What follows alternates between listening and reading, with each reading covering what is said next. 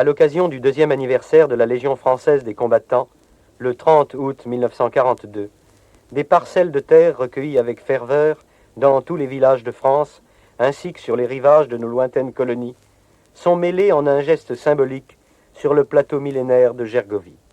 Devant 40 000 personnes, rassemblées ensuite place de Jaude à Clermont-Ferrand, le maréchal s'adresse aux légionnaires de la France et de l'Empire, ainsi qu'aux volontaires de la Révolution nationale.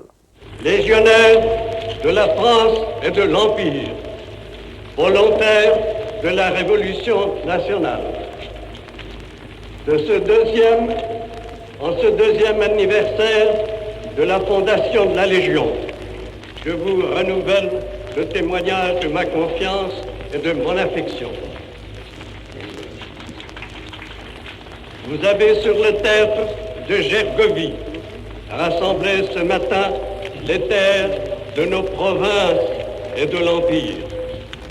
L'unité française a retrouvé, grâce à vous, la puissance de son symbole. Vous vous êtes souvenu qu'il n'était qu'une seule et même France, celle qu'en des siècles nous avons forgée, celle qui mérite le don de vos esprits et de vos cœurs.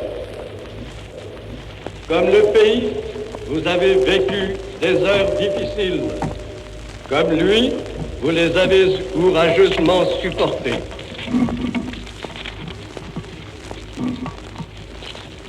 Hier, sous l'uniforme, aujourd'hui, sous le veston ou la blouse, vous demeurez mobilisés au service de la patrie, que le souci de la discipline à accepter, de la misère à soulager, de la vérité à répandre, restent vos préoccupations quotidiennes. La France d'aujourd'hui doit s'affirmer dans une politique constructive et mettre en œuvre les grands mots d'ordre de la Révolution nationale. Un pouvoir fort et libre, des professions organisées, la famille respectée et soutenue, une réglementation qui permette à chacun de vivre. D'importantes réformes ont déjà été promulguées. La charte du travail, la corporation paysanne. Mais je rencontre encore trop d'entraves dans leur application. Une secte, bafouant les sentiments les plus nobles, poursuit sous le couvert du patriotisme son œuvre de trahison et de révolte.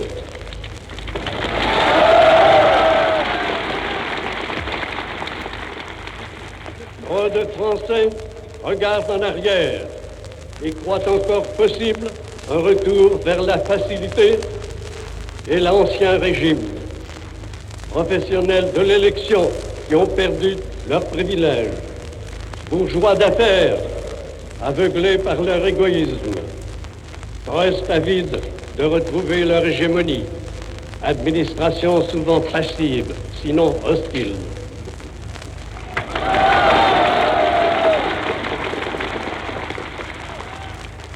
Je vous le déclare, une page de notre histoire a été définitivement tournée. Le passé est bien mort. C'est vers un avenir de courage, d'honnêteté, de patience et d'union que le pays doit résolument se tourner. Son salut est à ce prix. C'est pourquoi mon gouvernement et son chef, M. Pierre Laval, poursuivront et mèneront à son terme, en dépit des obstacles, la Révolution nationale, qui, sur les ruines d'un régime qui s'est effondré dans la défaite, construit à travers des difficultés sans cesse renaissantes la France nouvelle.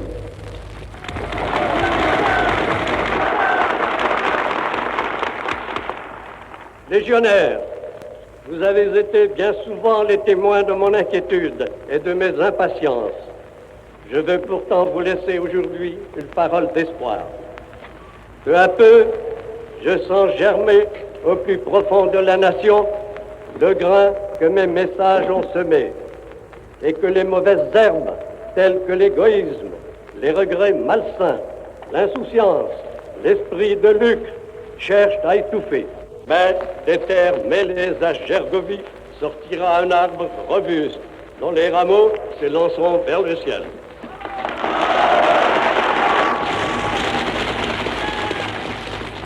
On peut demander beaucoup à un peuple lorsque les chefs qui le dirigent ont foi dans leur mission. J'ai foi dans celle qui m'a été confiée.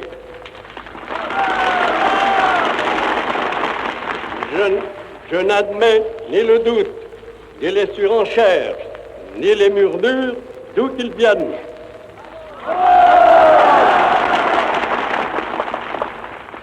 Animez à mes côtés la flamme de notre destin. Soyez les ferments actifs de la rénovation française. Nos prisonniers et le pays tout entier ne vous ménageront pas leur confiance. Lorsqu'ils sauront par quel sacrifice vous l'aurez mérité.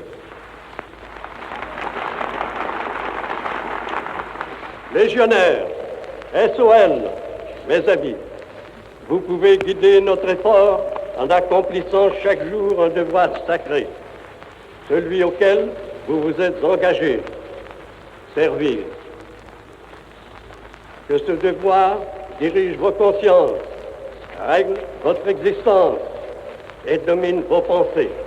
La France alors sera sauvée. Légionnaires, SOL, mes amis, vous pouvez guider notre effort en accomplissant chaque jour un devoir sacré, celui auquel vous vous êtes engagés, servir. Que ce devoir dirige vos consciences, règle votre existence et domine vos pensées. La France alors sera sauvée. Mes amis, encore un mot. Je remercie ceux qui ont bien voulu se charger de la direction, n'est-ce pas, de cette cérémonie. Vous pouvez constater qu'ils ont particulièrement réussi. Je remercie aussi les nombreux assistants qui souvent sont venus de très loin pour gagner cette place. Mes amis, à tous, je dis mon remerciement sincère.